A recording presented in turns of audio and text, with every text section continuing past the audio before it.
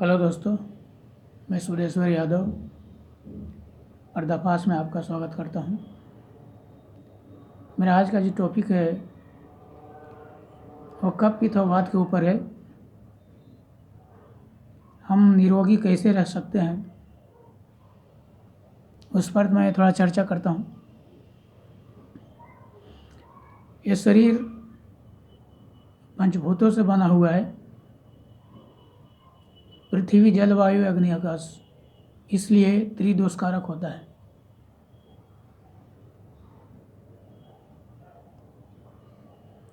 पृथ्वी और जल का संबंध कफ रोग से है, और जब शरीर में इसकी अधिकता होती है तो कफ का प्रकोप बढ़ जाता है, कफ का प्रबलता बढ़ जाती है। अग्नि और जल का संबंध पित्त रोग से है। जब शरीर में इसकी अधिकता होती है तो पित्त का प्रकोप बढ़ जाता है। और वायु और आकाश का संबंध वायु रोग से है। जब शरीर में इसकी अधिकता होती है तो वायु का प्रकोप बढ़ जाता है। लेकिन ये शरीर के लिए नुकसानकारक है, ऐसा भी नहीं है। अगर कफ, पित्त और वात तीनों अगर समय अवस्था में होता है तो शरीर के लिए फायदाकारक है। असंतुलन के कारण ही इसे रोग पैदा होता है, क्योंकि शरीर में जो वायु का काम है वो ब्लड का सर्कुलेशन करना, मल मूत्र को बाहर निकालना, माने शरीर का जो अंदर जो सर्कुलेशन है वायु का, ब्लड का, मल मूत्र का, वो वायु के कारण ही होता है।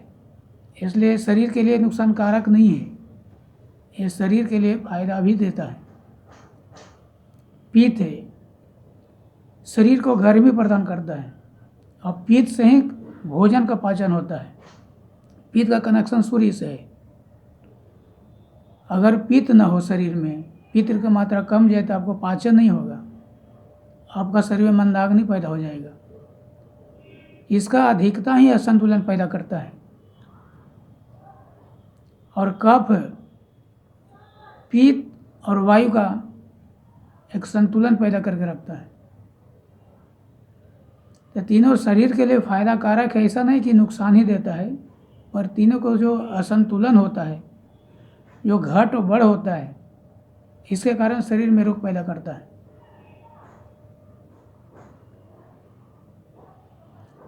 तो ये मैं पहले भी बोला था कि हर आदमी को, आज के जो युवा वर्ग है, जो पढ़े लिखे हैं, वो हेल्थ संबंधी जानकारी थोड़ा बहुत रखना बहुत ज़रूरी है। आप मैगजीन, हेल्थ संबंधी मैगजीन पढ़िए, पेपर पढ़ते हैं उसमें मैगजीन आता है, हेल्थ संबंधी मैगजीन लीजिए। माने शरीर का थोड़ा बहुत जानकारी रखना बहुत ज़रूरी है। आपका शरीर किस प्रकृति का है, कफ, वायु, पित्त, हर आदमी एक प्रकृति का हिस्सा होता है। किसी में कफ प्रबल होता है, किसी में वायु होता है, किसी में पित्त होता है, सबके अलग अलग होता है। ये आपका पहचानना है, और इसके अनुसार ही आपको खान पान करना है। अगर आपको शरीर में कफ की प्रकोप बढ़ गया है, कफ कहो कि सर्दी, खांसी, ठंडा, मन कफ कहो तो शरीर ठंडा युक्त होता है, तो ऐसे में आपको ठंडी वस्तु नहीं खाना चाहिए। पित्त यानी कि गर्मी का प्रकोप, जो शरीर पित्तकारक होता है, उसको गर्म वस्तु नहीं खाना चाहिए। खौस थोड़ा मात्रा में, अधिक उसका सेवन नहीं करना चाहिए। और जिस समय प्रकोप ज़्यादा बढ़ गया उसको तो खाना ही नहीं चाहिए। वायु का प्रकोप है, वायु जब शरीर में आपको बढ़ जाए तो उससे जो वायु से बनने वाली जो खाद्य पदार्थ है, वायु जिससे पैदा होता है शरीर में, गैस, जिसको हम गैस कहते हैं, अधिकतर बीमारियाँ वायु के कारण ही है, गैस के कारण ही है। तो उस समय आप गैस वाले वस्तु को त्याग दो या कम खाओ, उससे उसका प्रकोप कम हो जाएगा। तो ये कोई बड़ी बात नहीं है, आपको अपना प्रकृति पहचानना है। और इसके साथ साथ जो डेली हम खाद्य पदार्थ खाते हैं, जो दलहन हो गया, सब्जियां हो गया, और कुछ खाते हैं, तो उसको आपको जानना है कि कौन पदार्थ किस प्रकृति के बना हुआ है। कोई पित्त कारक होता है, कोई वायु कारक होता है और कोई कफ कारक होता है। तो शरीर में अब जैसे ठंडे सीजन है तो ठंडा सीजन में आपको गर्म चीज़ खाना चाहिए, क्योंकि उस समय कफ का प्रकोप ज़्यादा होता है। अधिकतर आदमी को ठंडा का ज़्यादा असर होता है, वातावरण ठंडा होता है, तो ऐसी अवस्था में आपको गर्म वस्तु का सेवन करना चाहिए। गर्मी में पित्त का प्रकोप ज़्यादा होता है तो गर्मियों में आपको ठंडी चीज़ों का सेवन करना चाहिए। तो ये कोई बड़ी चीज़ नहीं होता है। शरीर के संतुलन रखना अपने हाथ में होता है, यही सब ईश्वर के हाथ में नहीं है। आदमी बीमार पड़ता है या स्वस्थ रहता है, सब अपने हाथ का खेल होता है। दूसरी चीज़, बरसात के सीजन में अग्नि मंद पड़ी जाती है, क्योंकि उसमें सूर्य का प्रभाव कम होता है, सूर्य दिखता नहीं बादलों के कारण, और जो पाचन तंत्र है वो सूर्य पर डिपेंड करता है। शरीर में जो अग्नि पैदा होता है, जो हमारा हीट प्रदान होता है, हीट मिलता है, वो सूरज से होता है। और जो अग्नि है, पीत है, वो सूरज से कनेक्शन है, सूर्य नासिका। अगर मैं इसको आगे चर्चा करता हूँ, अगर सूरज हमको नहीं मिलता है तो हमारे पाचन है वो मंद पड़ जाता है, पित्त कमज़ोर पड़ जाता है। इसलिए बरसात के दिनों में जो सुपाच्य हो, कम गैस बनने वाला वस्तु है और जल्दी पचने वाले वस्तु है, ऐसे वस्तु को, ताज़ा वस्तु को खाना चाहिए और थोड़ा अल्प मात्रा में खाना चाहिए। और कहने का मतलब है कि आप अपना शरीर के प्रकृति के पहचानना है, खान पान को ध्यान रखना है, कौन किस प्रकृति का बना हुआ है। ये सब छोटी छोटी बातें हैं, इस पर ध्यान देने से आप निरोग रख सकते हैं। ये कोई बड़ी बात नहीं है, केवल खाना पीना नहीं है। ये थोड़ी थोड़ी बात पर आप अगर ध्यान देंगे तो आपको स्वस्थ रहने से कोई नहीं रोक सकता है। दूसरी चीज़, आज ये कफ और पित्त वात, अगर तीनों का कंपेयर किया जाए तो 80 रोग या 80 से ऊपर के हो वायु का कारण होता है। पित्त के कारण 40 जैसे रोग होते हैं और कफ से 20 रोग होते हैं, उससे ज़्यादा भी होते हैं। और वायु का रोग होने का कारण क्या है कि असमय खाना, असमय पानी पीना, असमय सोना, इसके कारण वायु का प्रकोप ज़्यादा बढ़ता है। अगर हम आपको कहें कि आपको न खाने का अकल है, न पानी पीने की अकल है, न सोने का अकल है, तो आपको लगेगा कि मैं पूरा ज़िंदगी बिता दिया, आज हमको खाने पीने के लिए सिखा रहे हैं, मैं इतना पढ़ा लिखा हूँ, हमको खाने पीने नहीं आता है। ये हकीकत है, 90% लोगों को न खाने का अकल है, न पानी पीने का अकल है और न ही सोने का अकल है, इसलिए रोग पैदा होता है। और सारे बीमारियों के जड़ पेट का कारण होता है, और इससे मेन है वायु। भागवत जी ने कहा है कि भोजना अंते विषमवारी, भोजन के अंत में पानी पीना विष पीने के जैसा है। इसके बाद में हम चर्चा करते हैं, पहले हम खाने के ऊपर आ जाते हैं। जैसे खाने का सिस्टम क्या है,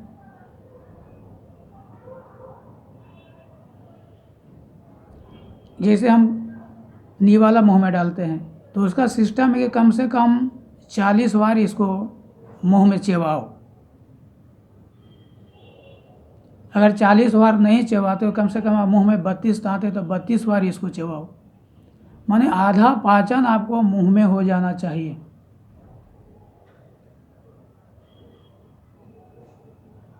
अब जैसे तैसे आप खाना खाते हो, टीवी देखते हो, कोई बात करते करते खाना खाता है, कोई मोबाइल देख रहा हो खाना खा रहा है, ये सिस्टम नहीं है। इससे क्या होता है, आप जैसे तैसे टुकड़ा पेट में डाल देते हो, समस्या अग्नि को हो जाता है। अग्नि जो खाना 4 घंटा 5 घंटा में पचाना चाहिए उसको 8 घंटा लगता है पचाने में, 10 घंटा। क्यों? अब खाना सही से नहीं खा पाते हैं, जैसे तैसे टुकड़े आप पेट में डाल देते हैं। आधा माने आपको पूरा मुंह में पाउडर जैसा बना देना है एकदम। जो खाना 6 घंटा में पचना चाहिए आपको 4 घंटा में पच जाएगा। तो कम से कम आप 32 बार भी आप खाना के चबाओगे मुंह में तो आपको आधा खाना मुंह में पच जाएगा, बाकी अग्नि तो कर ही देगी। अग्नि का तो काम ही पचाना। तो जो काम आपको 6 घंटा में होना चाहिए वो 4 घंटा में हो जाएगा, अग्नि भी रिलैक्स हो जाएगी। तो उससे क्या होगा, आपको खाना जल्दी पचेगा, गैस में पेट में गैस नहीं बनेगा आपको, और बिल्कुल आपको मतलब निरोग रहेंगे। अग्नि का भी रिलैक्स हो जाएगा। अग्नि भी मतलब जो पाचन कर कर के थक जाती है, अग्नि क्या है, अग्नि के रिलैक्स। उपवास का जो सिस्टम क्यों बना गया है, उपवास करने से ईश्वर खुश हो या ना हो, पेट के लिए आपको फायदा होता है कि अग्नि रिलैक्स हो जाती है। अब एक खाना पचता नहीं, दूसरा डाल देते हैं, कारण क्या होता है, अग्नि थक जाता है, धीरे धीरे शरीर गर्म होने लगता है। अब देखते हो कि कोई मशीन में मोटर गर्म क्यों हो जाता है, उस पर लोड ज़्यादा पड़ जाता है।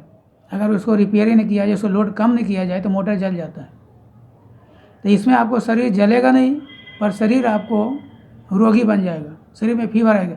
शरीर पूरा गर्म क्यों होने लगता है, अग्नि कंटिन्यू चलता है, कंटिन्यू चलते चलते अग्नि थक जाती है, पूरा शरीर गर्म होने लगता है।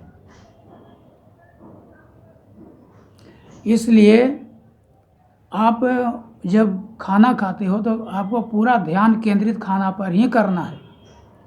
इससे क्या होगा कि आप आधा खाना आप मुंह में पचा दोगे तो शरीर के लिए मतलब आधा काम आपको मुंह में हो जाएगा, तो अग्नि जल्दी आपको खाना को पचा देगा। अग्नि का एक मतलब रेस्ट मिल जाएगा, अग्नि आप बिल्कुल आपको रिचार्ज हो जाएगा और उससे शरीर आपको स्वस्थ रहेगा। आप 6-8 घंटा में खाना पच रहा है, आपको 4 घंटा में खाना पच जाएगा। ये खाने का सिस्टम होता है।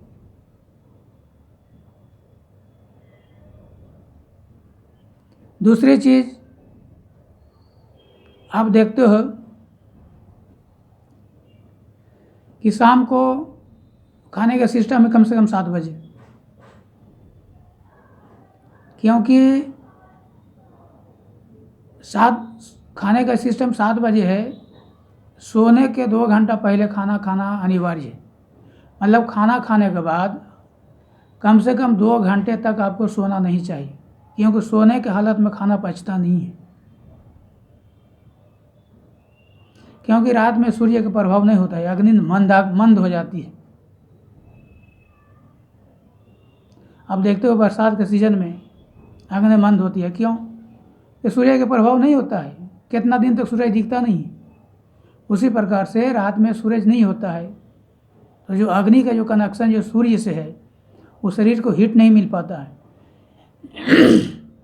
ये जो नाक है ये सूर्य नासिका है, ये जब तक चलता है तो समझो कि आपको अग्नि प्रबल है, अग्नि काम कर रहा है, खाना पाचन हो रहा है। ये चंद्र नासिका है, बायां जो नासिका है चंद्र है, ये शरीर में शीतलता देता है, शांति देता है और ठंड प्रदान करता है।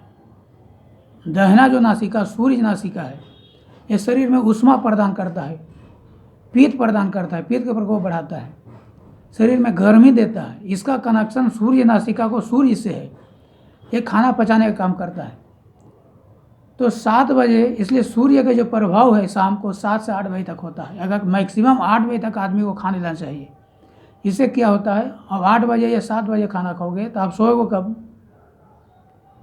10 बजे, तो कम से कम 10 बजे के पहले नहीं सो सकते, तो 10 बजे तक आपको आधा खाना पच जाएगा।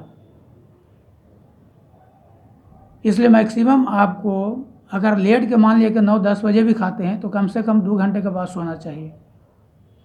उससे क्या होगा कि सोने के पहले आपको आधा खाना पच जाएगा, रात में आपको गैस नहीं बनेगी। तुरंत खा के सोने से क्या होता है, गैस बन जाता है। अब गांव में देखते हो ये किसान लोग क्या करते हैं, तुरंत खाते हैं तुरंत ढल जाते हैं, पर उनको भी ऐसा नहीं है कि गैस नहीं बनता है। सवेरे उठ के बोलेंगे कि मेरा माथा दर्द कर रहा है, तो मेरा पेट भारी है, मेरे शरीर में जकड़न है, क्यों, गैस बन जाता है। अधिकतर आदमी का आप देखो कहते हैं अगर शरीर पूरा भारी भारी लग रहा है, इधर दुख रहा है उधर दुख रहा है, उसका कारण क्या है, ना कोई आपको मारा है, ना कहीं गिरे है, ना कोई एक्सीडेंट हुआ है, ना कहीं चोट लगा है, शरीर अपने आप कैसे दुखेगा, गैस वायु का प्रकोप बढ़ जाता है।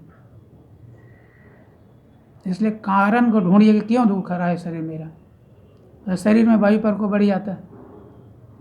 तो किसान लोग क्या हो, मेहनत ज़्यादा करते हैं, शरीर में जाएंगे, खेत में जाएंगे, इतना डबल मेहनत होता है, को खाया पचा 1-2 घंटा में पच जाता है।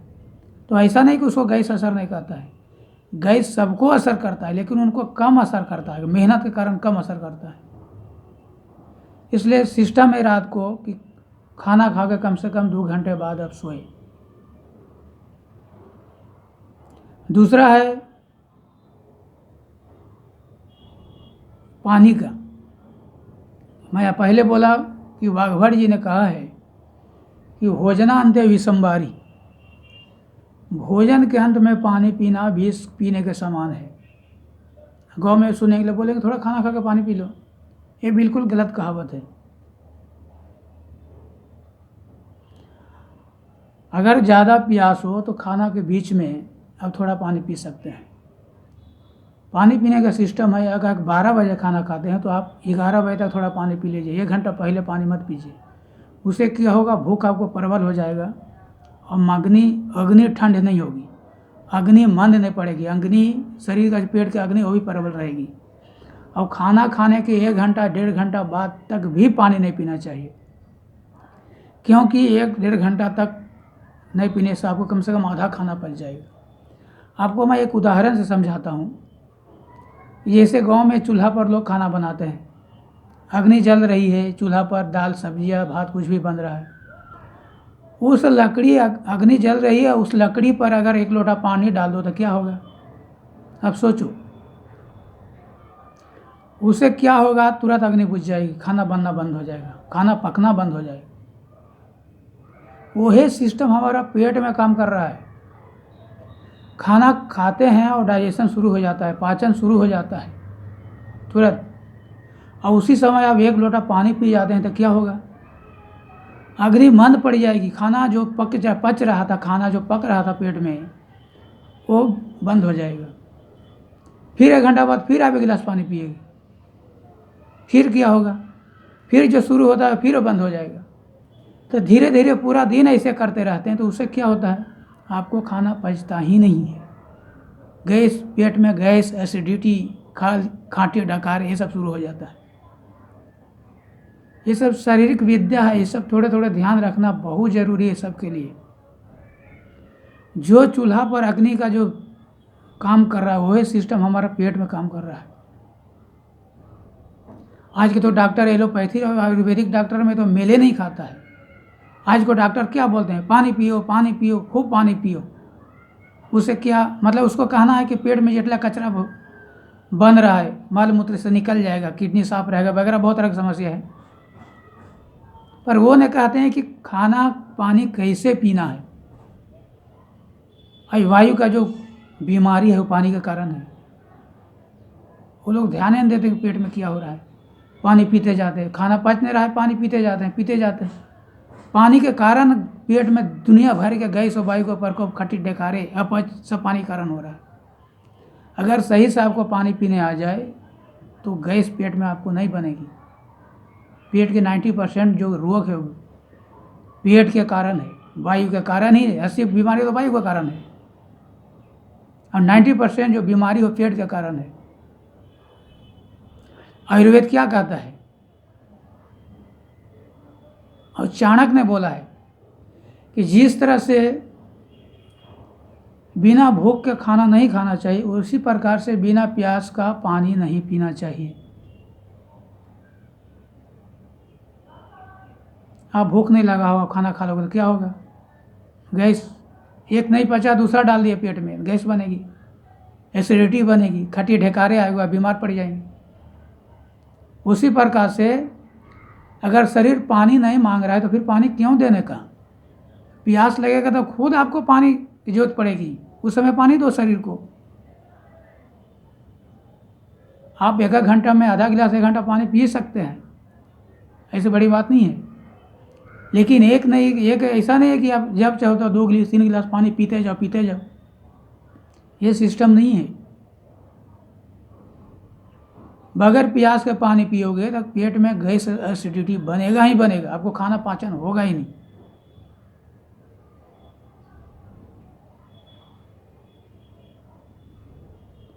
आयुर्वेद कहता है कि पेट का सही पहचान क्या है, स्वस्थ शरीर का पहचान क्या है, जो जिसका पैखाना बिल्कुल केले का जैसा होता हो, और समझो उसको जो शरीर का क्रिया हो, पेट का क्रिया सही है, वो आदमी स्वस्थ है। ये तब होगा जब आप शरीर पानी मांगेगा, पानी दोगे तब होगा। अब दिन में 5 लीटर पानी पियोगे तो उससे शरीर से केला नहीं, दही निकलता है। शरीर से दही जैसा पैखाना होगा, छाछ जैसा पैखाना होगा।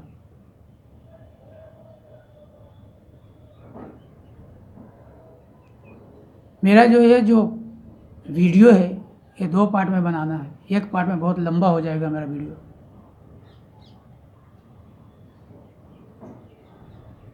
दूसरा चीज़,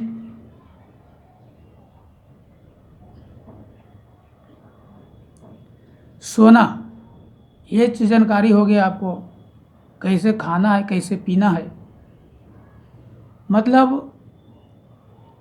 पूरा दिन में अब थोड़ा थोड़ा करके पानी आपको पीना है, और खाना खाने के बाद 1-1.5 घंटा के बाद है पानी थोड़ा थोड़ा, आधा गिलास 1 गिलास पीना है। भरपेट पानी पीने का 2 ही सिस्टम, 2 ही मतलब समय होता है, सवेरे और शाम। सवेरे उठो और पानी पी लो, 2-3 गिलास पी लो आराम से, लैट्रिन जाने के पहले। उससे क्या होगा कि आपको पैखाना भी खुल के होगा, और जो अंदर में जो भी एसिडिटी या मल मूत्र, जो कचरा बचरा, सब निकल जाएगा। और शाम को जब भोजन पच जाता है, शाम को जो आप लैट्रिन जाते हो, भोजन पचा हुआ है, तब 2-3 गिलास पानी पी सकते हैं। माने फुल पेट पानी पीने का 2 ही समय है, सवेरे और शाम, जब आप लैट्रिन जाते हो उसके पहले। यानी खाना पचने के बाद है, खाना पचने के पहले नहीं है। पहले आप थोड़ा हल्का घूंट पी सकते हैं, और छाछ पी सकते हैं। छाछ खाने के साथ बीच में पी सकते हैं, और लास्ट में भी पी सकते हैं। मतलब फुल पेट छाछ भी नहीं पी सकते, क्योंकि आज लोग फ्रिज वाला छाछ पीते हैं, ठंडा छाछ। क्या छाछ, ठंडा छाछ आप अग्नि पर डालेंगे तो अग्नि बुझेगी नहीं। अग्नि तो निर्जीव चीज़ है, उसके फिर आप अग्नि के प्रज्वलित करके आप खाना बना सकते हैं। लेकिन शरीर से जीव है, वो बार बार पानी देंगे तो शरीर क्या होगा, उसमें आपको गैस एसिडिटी चालू हो जाएगा, शरीर में आपको शरीर गर्म होगा, फीवर आ जाएगा। तो दोनों में फ़र्क है। इसलिए भोजन के साथ छाछ पीना बहुत ज़रूरी है। मतलब वो फायदे कारक है। चाहे भोजन के बीच में पिए, भोजन के साथ घुट घुट कर पीजिए, भोजन के अंत में पीजिए, बस ज़्यादा मत पीजिए। छाछ शरीर भोजन को ज़्यादा पचाता है। इसलिए छाछ पीने का सिस्टम क्या है, दोपहर में जब पित्त प्रकोप होता है। सुबह का टाइम जो होता है वो कब प्रधान होता है, सुबह का टाइम कब का प्रधानता माना गया है। दोपहर का पित्त प्रधान होता है, और शाम को कब प्रधान का समय होता है, शाम को कब ज़्यादा बनता है। शाम को कब ज़्यादा ना, वायु ज़्यादा बनता है। सवेरे कब ज़्यादा बनता है, दोपहर में पित्त ज़्यादा बनता है, और शाम को मतलब रात में वायु ज़्यादा बनता है। इसलिए सवेरे जूस पीना चाहिए, दोपहर में छाछ पीना चाहिए, और शाम को दूध पीना चाहिए रात में। रात में वायु का प्रकोप ज़्यादा होता है, कि हमको उस समय अग्नि मंद हो जाती है। बचपन कब प्रधान होता है, बचपन को टाइम, छोटे छोटे बच्चों को आप देखते हो जरूर कब, यदि सर्दी खांसी जुकाम हो जाता है, निमोनिया हो जाता है। क्यों? बचपना जो होता है वो कब प्रधान वाला शरीर होता है। जवानी को पित्त प्रधान वाला शरीर माना गया है, और बुढ़ापे को वायु प्रकोप। क्योंकि बुढ़ापा में सारी जो शरीर की जो शक्ति है, जो कैपेसिटी वो कम हो जाती है। कुछ भी खाओ तुरंत उसको वायु बन जाएगा, पाचन तंत्र कमज़ोर हो जाता है। इसलिए वो बुढ़ापे को वायु का प्रकोप बना शरीर माना गया है।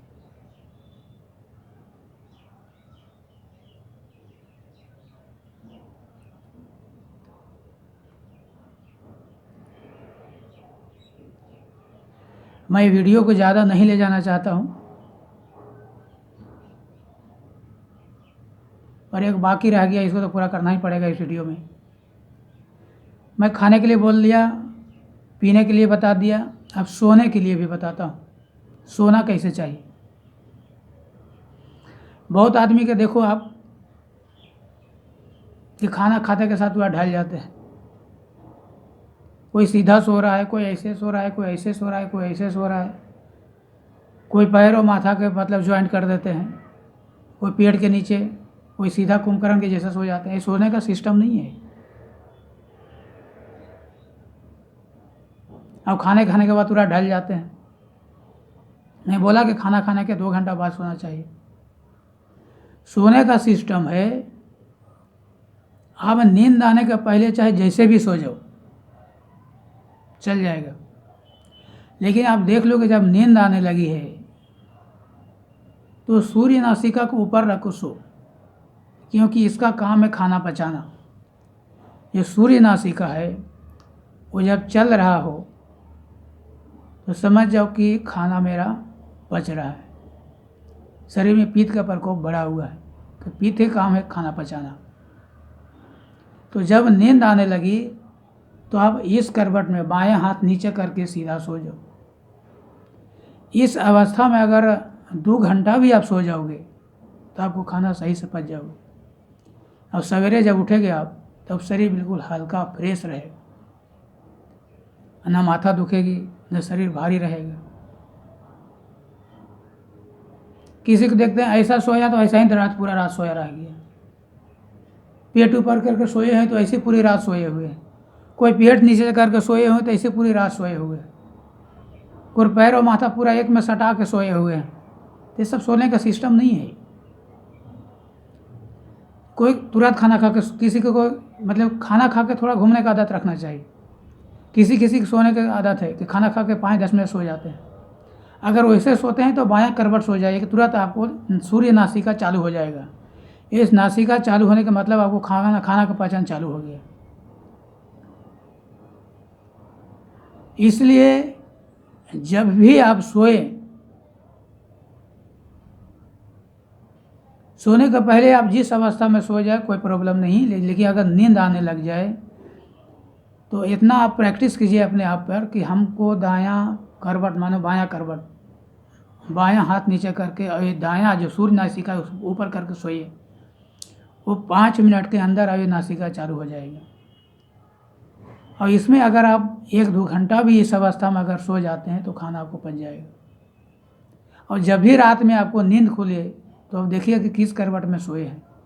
अगर आप बायां करवट नहीं सोए हैं तो इस अवस्था में फिर से सो जाइए। माने इस अवस्था में आप सोने का सिस्टम बना लीजिए। इससे आपको रात में भी वायु पेट में नहीं बनेगी और रात में भी खाना जल्दी हजम हो जाएगा।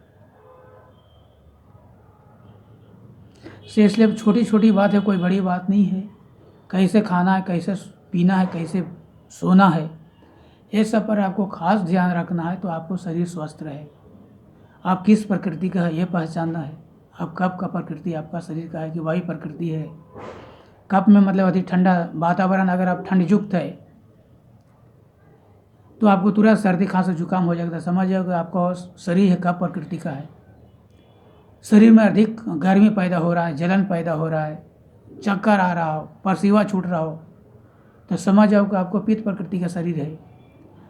कोई चीज़ आप खाते हो तुरंत आपको गैस बन जाता है। गैस, थोड़ा सा गैस वाला वस्तु आप पीजिए, खाइए, तो तुरंत आपको शरीर में गैस बन गया। शरीर में जकड़न आ रहा है, शरीर दुख रहा है, गैस छूट रहा है, तो समझ जाओ कि आपको वायु प्रकृति का शरीर है। तो आपको ये अवॉइड करना है कि अगर पित्त वाला शरीर पित्त कारक है तो आप गर्म वस्तु कम खाना है, और गर्मी तो बिल्कुल गर्म कम खाना है। आपको कफ कारक शरीर है तो ठंडा में कफ वाला वस्तु, ठंडी वस्तु खाना ही नहीं है, बहुत हल्का खाना है। वायु प्रकृति का शरीर है तो आपको वायु वाला चीज़ को अवॉइड करना है, उससे दूर रहना है। ये सब मतलब आपको पहचानना है, ये कोई बड़ी बात नहीं है। पढ़े लिखे हो या अनपढ़ कोई भी हो, पढ़े लिखो लोगों के लिए तो खास ध्यान रखना है। हाथ से हेल्थ संबंधी बुकों को पढ़ो, आयुर्वेद को पढ़ो, चरक सुश्रुत पढ़ो, ये समय विस्तार से सब बताया गया है। इसलिए मैं वीडियो बहुत लंबा हो रहा है, इसको मैं 15 मिनट का वीडियो बनाते आधा घंटा का वीडियो बन गया। ये वीडियो को मैं यहीं समाप्त करता हूँ। आप मेरा वीडियो को पूरा देखें, लाइक करें, सब्सक्राइब करें, बेल आइकन को दबाएं कि आने वाला वीडियो आपको सब मिलता रहे। जय हिंद, जय भारत।